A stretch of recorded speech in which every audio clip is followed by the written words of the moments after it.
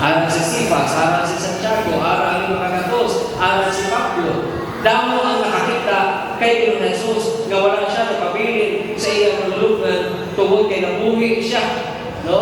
Nabanhaw si Ginoong Jesus. Madamo sa mga eyewitnesses, madamo sa mga nakakita nga si Ginoong Jesus wala nagpabilin sa iyang kamatayon, kundi nabuhi siya. Wala siya nagpabilin sa iyang nalulugan, kundi na nabanhaw siya. Ano ang hambal sa 1:14-19? Hambal din ni Ginoong Jesus, ako ini ang mayong balita. Hambal niya, bangod na ako nagkakabuhi, kamuman magano? Magkakabuhi. Kita niyo na mga kamyanan.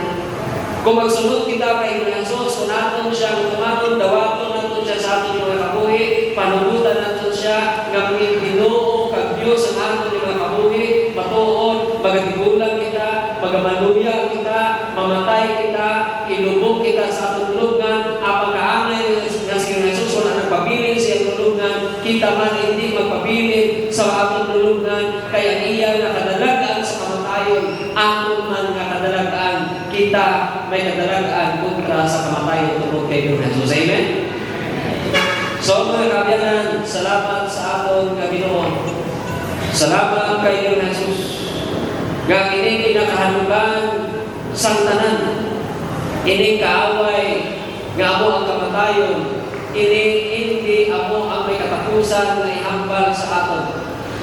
Kay kunara kita kay Kristo Jesus, kag mamatay kita, ang kamatayon hindi katapusan sa tanan sa aton nga kabuhi. Kaya andam nga abot kaangay nga si Jesus na banhaw gikan sa kamatayon, kita man magabaton sa pagkabanhaw. Kaangay nga si Jesus wala pagpiling sa nulungan, kung kita awa kay Jesus hindi man kita magpabilin sa atong nulungan, mabuhi kita liwat, because His victory over death is also our victory. Ang iya kadalagan batok sa kamatayon, atong nandini nga kadalagan. Kita nila mga kabyanan kung nakataon, ang nga atong unaon nga hindi galit nga ang kamatayon, amo ang atong katapusan.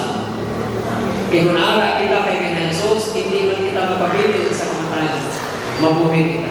So sa tabanhaw si Jesus, ipatawag niya ang iyang mga sumunod, habang niya gusto na ako niya magpakikita sa inyo dito sa Jerusalem. Pero sa siningat-iyon, ang magpakita sa inyo, hindi ang pali ako, kundi ang akong sanhin, ako ang balaan ng Espiritu. So habang ni Jesus Christ, magtipon ka mo nito, kag ihatag ko sa inyo ang balaan ng Espiritu. So sa nara sila dito, mga kabyanan, nagtipon sa Jerusalem, nagsunod sa pulong ni Ginoong Jesus, inbubo sila sa ila ang ginatawag na balaan ng Espiritu, sa dagway sa daw dila na kalayo nagtutong sa ila nga mga ulo. Pagkatapos sila, ibalo ka mo kung ano ang natabo, pagkatapos naginggamhan sila sa balaan ng Espiritu, gindaog sila sa ila nakakunyag, kakalipay na si Jesus wala nagpabilin sa iyang nalulugan, kundi nabanhaw siya, kagangiyang pagkabanhaw, aton man nga pagkabanhaw, kung kita mamatay, kita man magkamandinalag kung bagong sa ginatawag na kamatayan, gindaog sila sa ginatawag na kalipay, base sa paglaom, nga hindi gali na wala kita sa paglaom kung mamatay, kay tungkol kay Jesus, kita mabuhi liwat, sila mga kabyanan nagwali, nagkadto sa diin, kag insugit nila ang inimay balita na hanungod sa pagkabanhaw ni Ginoong Jesus. Nga ang pagkabanhaw ni Ginoong Jesus, aton man nga pagkabanhaw, ang iya kadalagan batok sa kamatayon, aton man nga kadalagan kung kita magtuo, kag magkabuhi sa aton kabuhi kay Ginoong Jesus. Tungod sila, ginwali nila si Jesus, insugit nila sa mga katauhan ang may balita na si Jesus wala siya napabilin sa iyang nalulungan, kundi ginabuhi siya kag sinagin mga saksi sila. Ano ginampat nila sa mga Kabanata 2:23? Si Pedro nagwali, siling niya ining Jesus, ginlansang ninyo sa krus, kag ipatay paagi sa kamot sa mga malinapason. Habang ni Pedro, kamugin ang ato dito, kamugin to ang nagsingit, na ilansang siya sa krus, ilansang siya sa krus, kag atong inyo maginlansang sa krus, wala sang iwan, kundi siya amo ang inosente na si Jesucristo. Nga namatay kag nagbanhaw, kag ano ang insilit ni Pedro mga kabyanan, ini Jesus ginbanhaw ang Diyos. Sinong nagbanaw kay Jesus? Ang Diyos.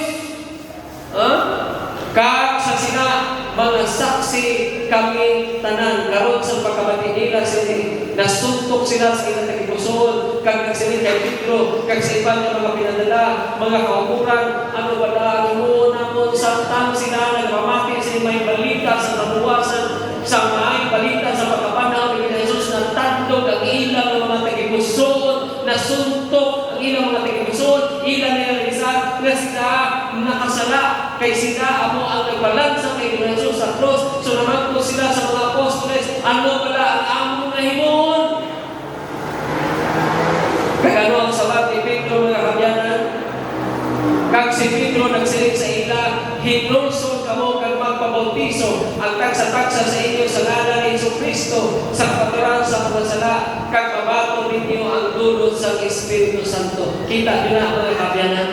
Sa panahon ng may pagwali sa may balita nila kay Jesus, ang balaan ng Espiritu magkakamagulay sa television sa tagsa-tagsa, maririsan nila ang ilang paghinahanglan sa kapaturan sa ilang mga sala, kagyan sila pagpamangkot kung anong ilang hinuon. Ang sabat ni Pedro, maghinulsol, magpabautismo, kagyan mabaton ang kapatawaran sa mga sala, kag mabaton ang dulot sa Espiritu Santo. Ano gali ang matabo? Kung maghinulsol kita, kinahanglan ina kapag hinulsol, magadulog sa aton sa pagpabautismo. Kita ninyo? Sa pagpamati natin sa may balita, sa pulong sa Diyos, sa ginatawag may balita sa kaluwasan kay Jesus, sa iya kapagkapanhaw, magahinulsol kita sa aton mga sala. Kag ina nga paghinulsol magadulog sa aton sa pagpabautismo. Kag sa dira ang mabautismohan kita, may duha nga ginsaad nga aton mabaton. Una, patawaron kita sa aton mga sala. Ikaduha, mabaton naton ang dulot sa Espiritu Santo. Hindi basta-basta mga kabyanan. Hindi lang patawaron kita sa aton mga sala.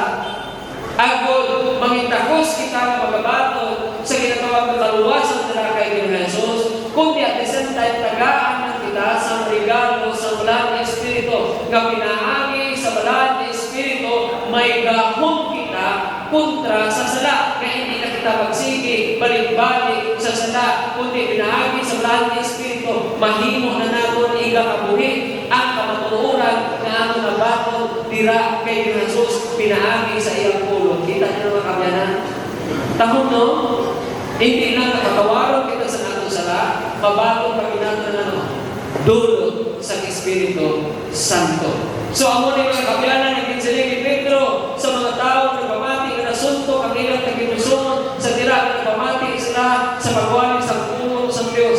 Versikulo 41, gani, nagbaton ang nagbaton sa iya pulo ginbautisuhan kag may ginudugang sa ila sa saktong adlaw nga mga 3 kalibo. Just try to imagine, just for one day, pinakabilogin ang bautismuhan, 3 men. Tungod kay ginbaton nila ang pulo kag niyan naginulsol sila nagpabautismo kag niyan ginhatag sila ang dulo sa balaan na Espiritu. 3 men. 3 men din mga kabyanan. Kagtungod sila, ang mga apostoles, kung sumunod ni Jesus, wala lang sila nagtinensi sa lugar.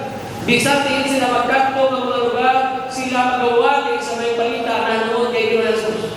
Ngayon Jesus na ilang ginawali, matuod na matay siya apang wala nagpabilin sa iyang lulugan, kundi nabanhaw siya. Kagang iya nakadalagan batok sa kamatayon, aton man nakadalagan, lain sa Islam, lain sa Judaism, lain sa Buddhism, lain sa iba na mga major religions, ang Christianity, na si Jesus, amo ang nagtukod, amo lamang ini ang reliyon na nag-aago, kahit na nakamatuod, na may ara, gali kita kadalagan batok sa kamatayon, pinamig ito na Jesus. So, isabihin, magkakto ang mga sumunod ni Jesus, nagawali sila sa ibang pakita sa pagkabanhang dira kay Jesus, kanya sila makapanawagan sa mga katawan na matunon sila ni Jesus, maghinulsol sila ng kasalanan, magpabautismo, kanyan mabaton ang dulot sa blang ni Espiritu. Tugtog sulod.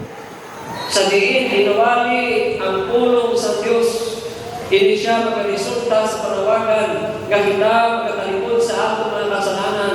Batunon natin sa Jesus, patawaran kita sa atong mga sala, kag mabaton natin ang dulot sa Espiritu sa dira ang kita mabautismuhan. Roma 6:3-4. Sugdan natin sa paghangog kung anugin ang kahulugan sa ginatawag na bautismo.